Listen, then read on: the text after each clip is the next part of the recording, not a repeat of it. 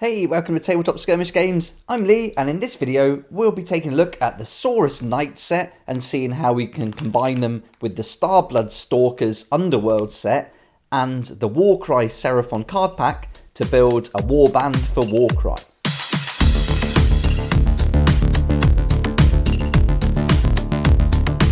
Bit of a different unboxing today because these aren't in a box, but I got lucky and picked them up on eBay, and so they came from, I think they came from like one of the start collecting sets that was split up and then sold separately. So I got a good deal on these. But if you're interested in picking up the Saurus Knights, I'll put a link in the description to Element Games where you can get them for £22.50. I think that's a great price for 8 miniatures, but if you're lucky like I am to get them on eBay, you might get them cheaper than that. So in this video, we'll take a look at the contents that would come in the Saurus Knights box set, and I'll also unpack the Warcry Seraphon cards, and then we'll have a good look at all of them, and then I'll build the Seraphon Knights so you can see them put together, and then I'll put them alongside the fighters that came in the Starblood Stalkers set, and then we can look at the fighter cards and abilities for this little warband that I'm looking to put together. So even at the full price of £22.50, this is a great set. You're getting 8 miniatures. They're going to be pretty big, and it works out to about, what, £2.50 each, maybe £2.60 each. So really good value. And from looking at them, I'm pretty sure they're quite old, these sprues and sculpts, but the detail looks great. So let's have a look at the contents in the box, and then we'll look at the sprues in detail. So we get our instruction book, and like a lot of these older sculpts, this is in black and white. So we'll have a look at that. We've got our bases, and these are the oval bases. And then we get 2 of these double sprues, and these 2 are identical. And you're going to get 8 of these, and these are the Saurus beasts that they ride. So that's everything we're going to get. So let's take a look at the sprues individually now. Here's the sprue that we're going to get for the Saurus beasts, and there's going to be 8 of these. And you can see they're quite big. If we just take a measurement, you know, that's looking at what, 60mm across. So this could be a real nice size. And then these are going to fit on the bases. And let's measure one up. And that's going to go on a 60mm base. So this is going to be a real good size for a mounted beast. And the detail is really great. Let's zoom in on these and focus. There we go. So really nice detail. The scales are really good. And I love all this detailing on like the kind of collar, if you like. The tail's really cool. So yeah, really great. I'm really pleased with these. I'm not even sure when they were first made, but it's looking really good. And let's look at the face. Tons of character in that face. I mean, that's some great sculpt in there. Some really nice detail. So there we go. You can get 8 of those. So there's the beasts that they ride. And now let's look at the next sprue, which will include the Saurus Knights themselves. So here's the larger sprue. So it's almost like a double sprue. And we'll get 2 of these. And you can see they're going to come with these spears. And most of them have got spears. We've got some other options that we can look at once we go through the cards. But again, really nice detail. These shields are really fantastic with the different scales and everything. So these are really nice. So yeah, really impressed with this. That's probably for the banner, I guess. That kind of dragon thing there. And this is awesome too. And some different weapons. So it looks like we can introduce some different weapons. A kind of spiked mace and some different clubs. And the javelins. So we'll have a look at the stats for those before we decide. And these look like they must be the bodies. Again, the heads are really nice. Let's spin it round and focus it in. There's some really great detail on these faces. Loads more weapons again. So we've got even some different ones. We've got an axe as well. These kind of serpent things here. The tails. Some really nice sculpts. So I'm really looking forward to getting these put together. So it looks like we've got, what, 6 spears there. So that's going to give us a total of 12 spears. We've got all these other weapons. There's 5 more there. And another 2 there. That must be for the drummer. And then these 2. So, you know, you're going to get, what, 10 spears altogether. And then 14 other weapons. So a ton of different weapon options that you can put together. Lots of variety. So that's great. Let's look at the book next. And here's the instruction book. And with these older sets, they come in the black and white books. And so the newer ones in colour are much better. And, you know, you really want a colour book. Certainly to get like an idea of the paint guide. So there's no paint guide with this. And I don't know if you order them online, whether they're going to come in the kind of white Games Workshop, almost blank boxes. but I'm not sure about that. So if they come in their own like Saurus Knight box, you're going to get a paint guide on the box probably. But if not, you can find all paint guides on the Games Workshop website. And you can also see on the Citadel Colour app, it will have some paint guides for most of the miniatures from Age of Sigmar 2. But here we go, here's the book. And so let's have a little look through. So yeah, we've got loads of options with the different shields, a few different body poses it looks like there, and the heads as well. Looks like we get 4 different faces, so we're going to be doubling up on faces and body types, and then 5 different shields, but we'll get 10 shields altogether. And then we get loads of these, loads of weapons as we saw, and then these are the different poses we can put together. So it's going to be great to see what the stats are for the different weapons before we decide what pose to make. And then we can have the Alpha Knight, so definitely have to have an Alpha Knight. The War Drum's pretty cool. I don't know if I'll build that or not. Got the Icon Bearer and the Saurus Knight too. And that's pretty much it. And then you get the stats on the back. So if you play Age of Sigmar, you'll be able to use them in that using the War Scroll here. So there we go. That's the instruction book.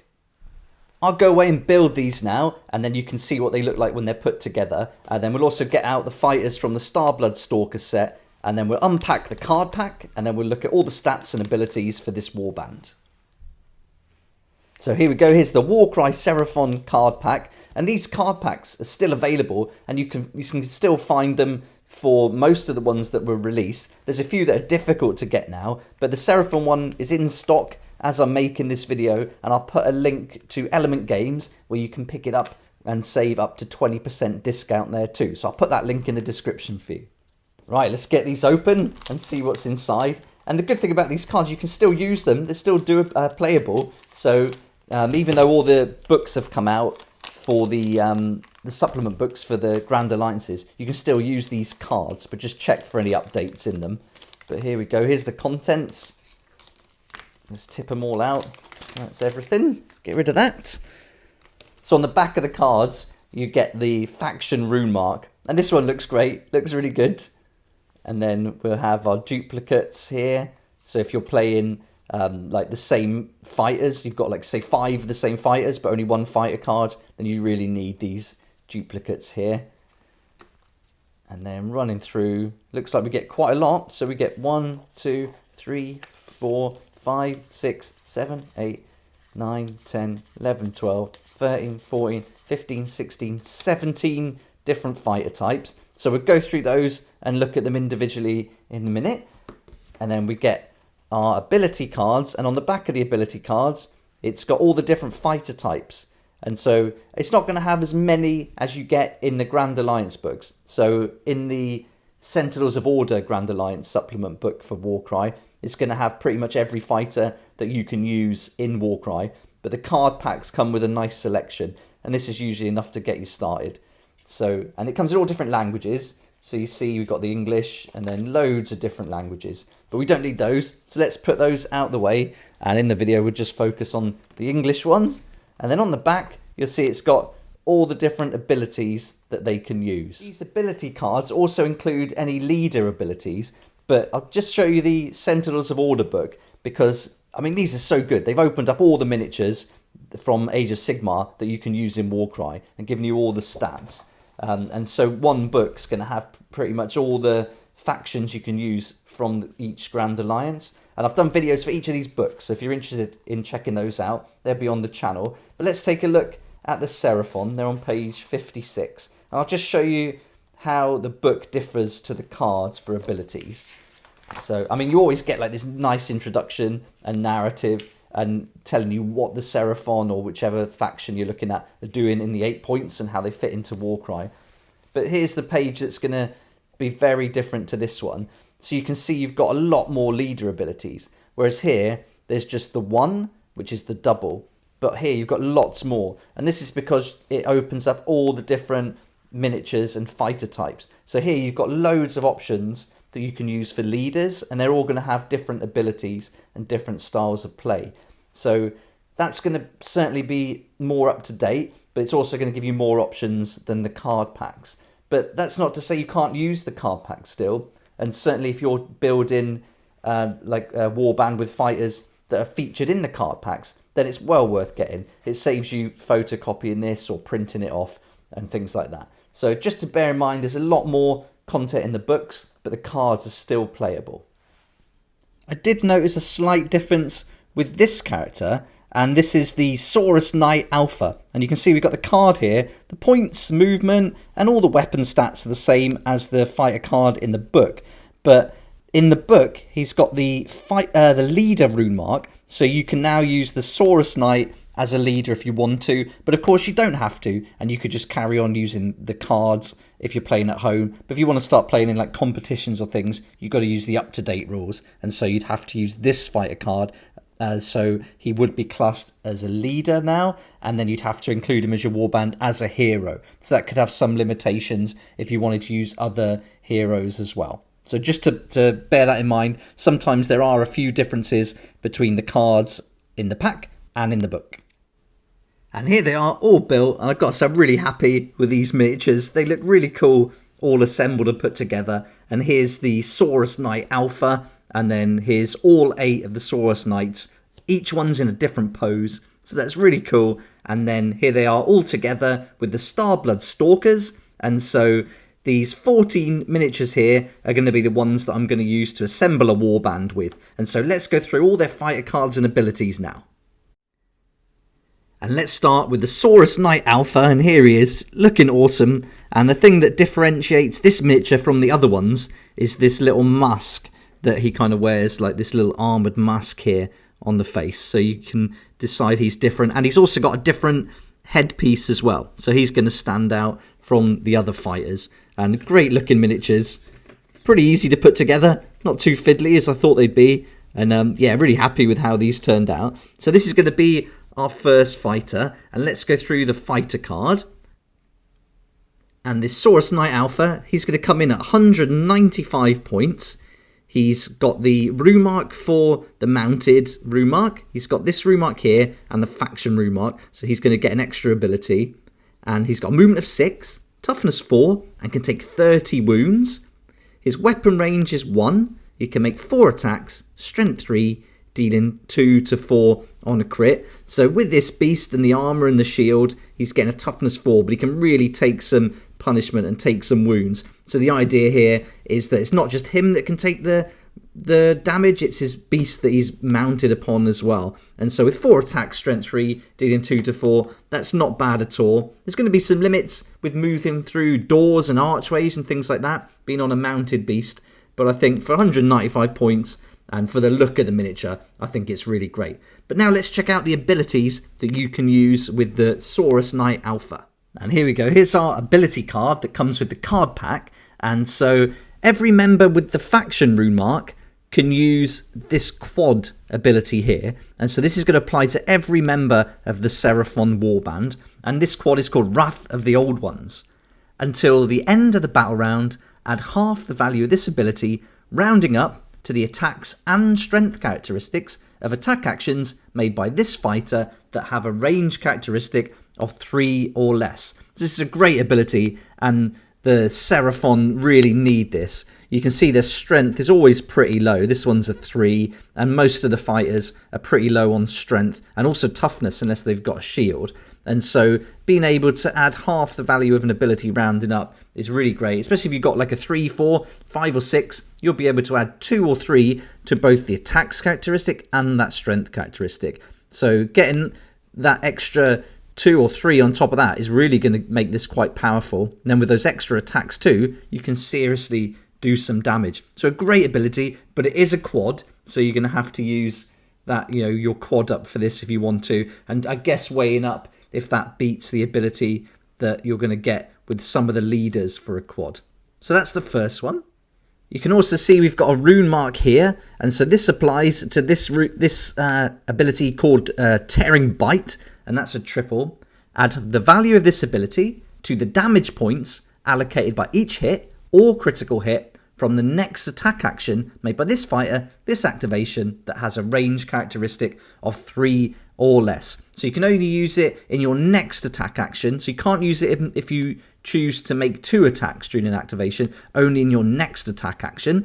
And you can add the valued ability to the damage points. So again, if you're getting a high 5 or 6, you can start adding 5 or 6, not just to the hit, but also your critical hits as well. So that could go straight up to dealing, you know, say you do get a 5 as your value, you can add that value to the damage points allocates. So if you make a hit, it's not just 2 points, it's 5 points, or if it's a crit, it's not 4, it's 9. And that applies to every hit or critical hit. So that's amazing. I mean, if you roll 4 dice and everyone's a hit, you're going to do a huge amount of damage. So I would say that this triple ability is much better than the quad, and this is one I'd be looking to use all the time. You know, the chances of getting a double are pretty high in the hero phase, and so using your wild dice to make the most of that is awesome. So I think this is where using a Saurus Knight is really going to benefit having them in your warband. So I think this ability alone is worth having, well, as many as you can, because it's such a strong ability. You'll also notice you've got the mounted rune mark, but this isn't going to apply to any abilities. This is purely going to limit you on some things, such as like moving through doors and archways. So there we go. That's the first fighter, the Saurus Knight Alpha. Next, we've got a Saurus Knight with Celeste Spear, and this guy can be posed kind of holding the spear like this. You can also hold it up in the air, as you can see in the picture, or you can also have him posed like this one, where he's like, it looks like he's kind of throwing the spear. So I did 2 like this and 2 like that. I find that having lots of them with the spears sticking up like this can be quite difficult to store them, and also when you try and move them, you get spiked by them. So I've done it like this. It also adds a bit of movement, like they're thrusting the spear. So I really like that. So there we go. So let's go through the card now for the Saurus Knight with Celeste War Spear. And this guy is coming in at 115 points. So a fair bit less than the 195 points we just saw for the Saurus Knight Alpha. Again, he's got the same rune marks. He's got the faction rune mark, the mounted rune mark, and the rune mark for a special ability. Movement is 6. Toughness is 4, and he can take 20 wounds. So 10 less wounds he can take than the Saurus Knight Alpha. He can make 2 attacks. His range is 2. 2 attacks, strength 3, dealing 1 to 4 on a crit. So you can see here for 80 points less, you're getting 10 less wounds that he can take. The damage is 1 to 4 instead of 2 to 4. And because this is a spear, you've got a bigger range. You've got a range of 2 now, but you can only make 2 attacks. So you're not getting as much here for the, you know, for 115 points. You'd expect a lot less, and so you're only making 2 attacks, dealing 1 to 4. That's not great. But if we look at the abilities again, then this fighter is going to get the same abilities as the Saurus Knight Alpha. So he's going to get this quad Wrath of the Old Ones, and he's also going to get this triple Tearing Bite. So where we can add the value of the ability to the damage points allocated by this fire, that's really going to help him to kind of put out a bit more damage. So when we're kind of going for 115 points and we take that triple ability into account, you know, that's really starting to deal a lot more damage now, but still only 2 attacks. So, but I think with the wounds he can take and the range, I think it's well worth adding it in. Our next fighter is the Saurus Knight with Celeste Blade, and you can also have them with this kind of axe here, and I've built one to look pretty much like the model on the card. And then there's also some other variations, so you've got different kind of axes. So you can see here he's got a kind of bone, almost pickaxe, and then this one's coming in with some kind of club. So you've got lots of variations and lots of weapons you can choose to use. And so I built 3 of these Saurus Knights with Celeste Blades, because I've also got the Alpha that I can either use as a proxy for a blade if I wanted more of them, and then I've also got the 4 miniatures built with the Spear, or the War Spear, so that gives me lots of options then for the Warband. Right, so now for the fighter card for the Saurus Knight with Celeste Warblade, he's coming in at 115 points, he's got movement 6, toughness 4, can take 20 wounds, he's got the same rune marks as we've already seen. He can make range 1 attack, he can make 3 attacks, strength 3, dealing 1 to 3 on the crit. So here he's got that weapon range of 1, but he can make an extra attack on top of what the spear guy could. His strength's the same, but he's not going to put as much damage out. So you can see 1 to 3 is terrible really for damage output for 115 points fighter. So you've got to weigh up, is the movement worth it? Is that 20 wounds worth it? And you know, just how much damage is this guy going to do? But again, you know, if we look at the abilities, he's going to get the quad Wrath of the Old Ones and that really important triple tearing bite. So without that triple tearing bite, I don't think these really do a great deal. But if you start using that ability, that's where they come into their own. So I think for 115 points, having one of these and maybe one with a spear, it gives you some different options, a bit of extra range, and just some miniatures that can absorb some wounds as well. With those 20 wounds, that's really good. So there we go. That's all the mounted ones. That's all the cards you're going to get in the pack for the Saurus Knights. And that's all the cards that are available in the supplement book as well. So if you pick up a set of these Saurus Knights, you're going to have 3 different fighter types available to you. Now we're on to the miniatures that came with the Starblood Stalker set for Underworlds. And these are great miniatures. The whole season of Underworlds this year has been amazing. And using Underworlds in Warcry is fantastic because they're so unique. The sculpts are really different and they really give you some variety. Also, it gives you a good opportunity to pick up a small set with, say, well, this one's got 6 different fighters in, and then combining them with another small set like the Saurus Knights, you can put together a nice varied warband really easily. So this guy has got the Javelin Spear, and he's going to be like perfect for this fighter, the Skink with Javelin Spear and Shield, and he comes in at 85 points. He's got a rune mark here, so we know he's going to get another ability. He's got the Faction rune mark. He's got a movement of 6, toughness 3, can take 8 wounds, and he's got 2 weapon options. The first one, he can throw the javelin, and this is a range of 8, can make 1 attack, strength 3, dealing 1 to 4 on a crit. His second, up close, he can use like a dagger or stab with the javelin instead, and that's a range of 1, 3 attacks, strength 3, dealing 1 to 3 on a crit. So again, with these guys, they're not super strong, and they don't put out an awful lot of damage, so you really want to be using the abilities and their movement kind of tactically with these guys. So there's our first skink, and this is the one we can use with this miniature from the Underworld set. So let's look at his abilities now. So just like all the fighters with the Faction rune mark, he can use the quad Wrath of the God, but with this rune mark, he gets his own ability, which is a double called Nimble Retreat. A fighter can use this ability only if they are within 1 inch of an enemy fighter. This fighter makes a bonus disengage action. So the idea with this is you don't want the Seraphon going toe-to-toe with some of the other enemy fighters. So you get in, make an attack, then you can make a bonus disengage action and potentially move away. So that's one option with that double. It's not a brilliant ability, but I think, you know, this fight is 85 points, and this plays into the narrative as well and helps you keep them alive a lot longer. But it's the movement that really stands out for me with all these skinks. They've got that nice 6 movement, so they're going to be able to stay out of range potentially, and that disengage action as a bonus is really going to help them to do that. Our next fighter from the Underworld set is this guy, who's perfect to use as a skink with Moonstone Club and Star Buckler. And so another great sculpt and totally different from all the other ones in the warband. And this guy can use this fighter card, and that's going to give him 60 points. He's going to get a rune mark that he can use for an ability. He's got the Faction rune mark. He's got that movement 6, toughness 3, and the wounds he can take are 8. His weapon range is 1, 3 attacks, strength 3, dealing 1 to 3 on a crit. So for 60 points, these are kind of your cannon fodder or chaff kind of fighters you're going to chuck in, and they're going to take the damage. You know, they're not going to last very long with only 8 wounds and with a toughness 3, even with a shield, a toughness 3. But again, they're going to get that ability. So let's just have a quick recap of the ability.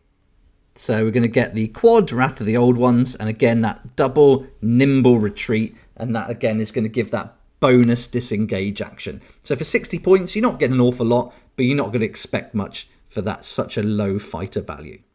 You've also got the option of using this fighter as a leader, and you'll see here that this is the Skink Alpha at 130 points with the leader rune mark, the Faction rune mark, and the rune mark for the ability we've already seen. And the range of the weapon is 1, 4 attacks, strength 3, now dealing 2 to 4 on a crit. So you've got an option here of having this guy as the main leader, or of course bringing him in as a hero because he's got that leader rune mark. So this is pretty much very similar to the card we've just seen, except now we can make more attacks and the damage output is a lot more. And we also get this leader rune mark, which is a double called Cold-Blooded Commander. A fighter can use this ability only if an enemy fighter has been taken down by an attack action made by them this activation. This fighter makes a bonus move action or a bonus attack action. So for a double, this is always pretty good to be able to get a bonus move or bonus attack action, but there is that condition that you have to have taken down an enemy fighter during an attack action made in your activation. And with this guy, you know, he's not putting out an awful lot of damage there, 2 to 4 with 4 attacks, and only a strength 3. So the chance of him actually taking someone down are pretty slim. So although this is a good ability at first sight, when you consider he has to take someone down, then that's going to limit that ability a little bit with this specific fighter. And I don't think I would use him as a leader. Now we're on to these 2 miniatures, again from the Starblood Stalkers, and both of these can be skinks with Bolt Spitter and Moonstone Club, and you'll see that they're going to come in at 65 points. They've got the faction rune mark, the rune mark we've seen for that Nimble Retreat. Both got a movement of 6, can take 8 wounds and toughness 2. So they've got no shield, so their toughness is really low now. But their weapon range is great. They've got a weapon range of 12, and there's no minimum range, so it's up to 12. So you could even do this from 1 inch away, which is perfect. You can make 2 attacks, strength 3, dealing 1 to 4 on a crit. So that's not bad. For 65 points to get a weapon range of 12, 2 attacks, strength 3, 1 to 4, that's okay. And up close, they can have a range of 1 with their club, make 3 attacks instead, strength 3, dealing 1 to 3 on a crit. So I really like this. I think that's really good for a ranged weapon, and for 65 points, I think to be expected, we're getting what we would expect, yeah, for sure. And you're going to get that double Nimble Retreat and the quad Wrath of the Old Ones as well. And 2 great sculpts. This Chameleon is really cool, and the standard skink that we've seen. And this is where we'd use these duplicate cards. So we'd use this 1 fighter type card for both of these fighters.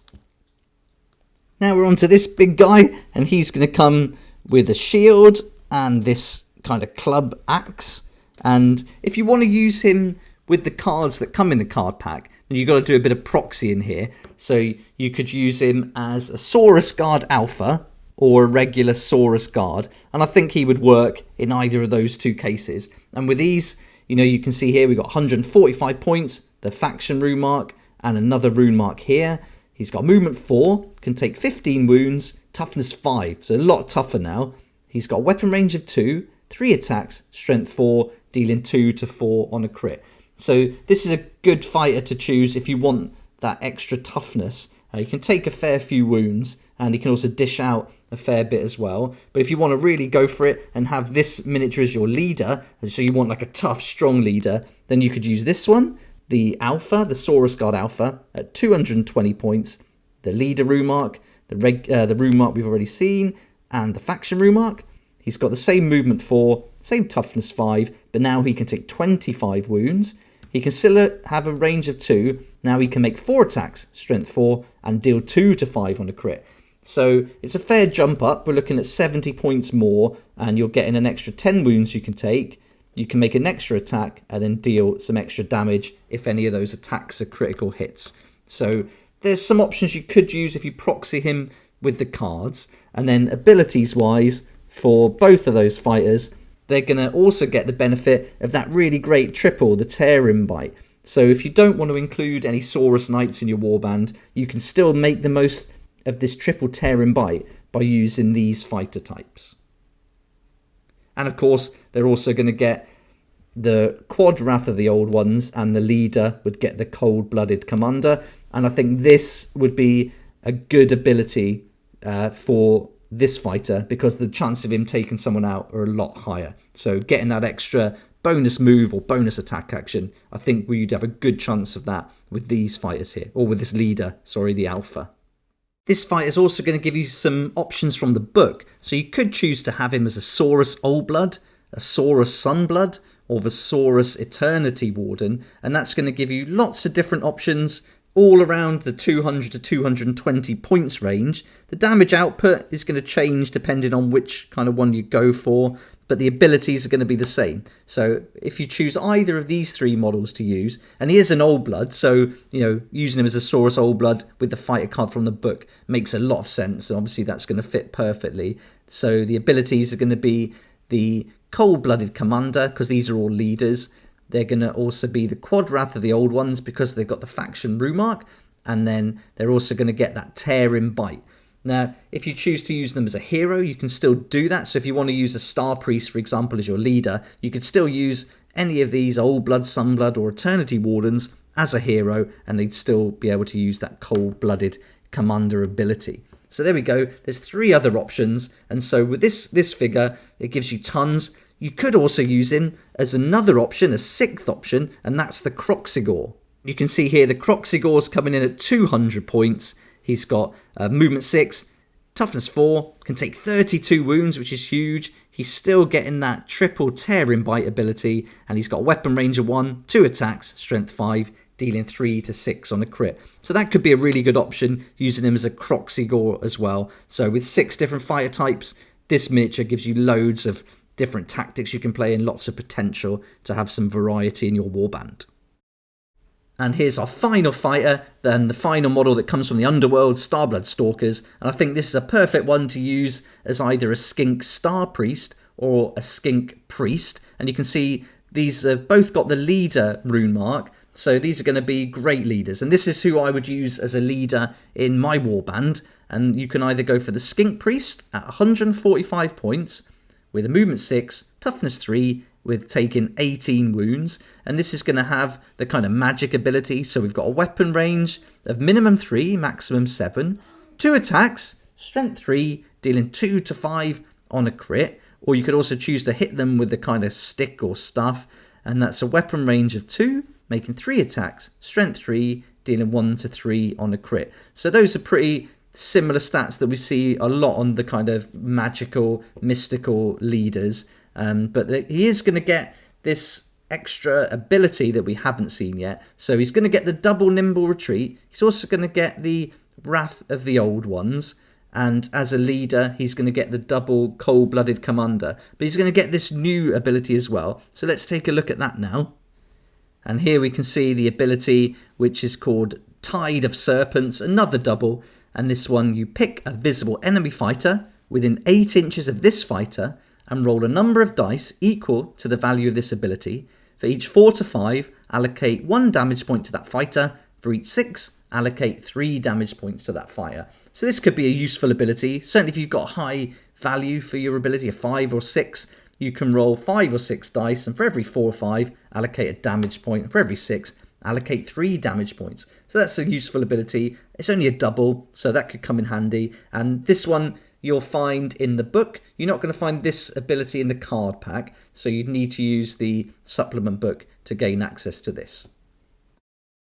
And those same abilities you would use for the Skink Star Priest as well, but he is going to come in a few extra points. So he's 170 points. He's got the same movement, toughness, and can take the same amount of wounds, exactly the same abilities.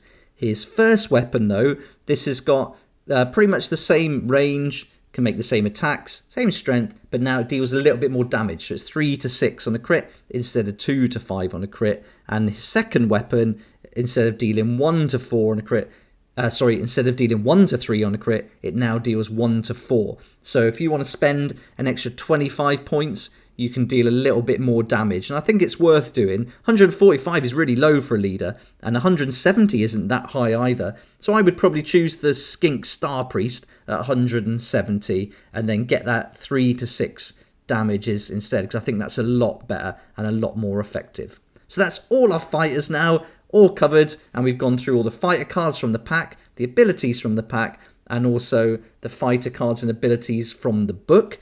But there are other fighters you can use. There's more like Skink Handlers, there's Razor Dawn Salamander, different leaders. But because I haven't got the miniatures for those, I'm just going to stick with what we've gone through today. And now we've done that, let's take a look at how many points the whole warband will come to. So say for 1,000 point warband, let's see what fighters we can include. And then we'll also look at how we can take that up to the maximum 1,400 that we would use in a campaign.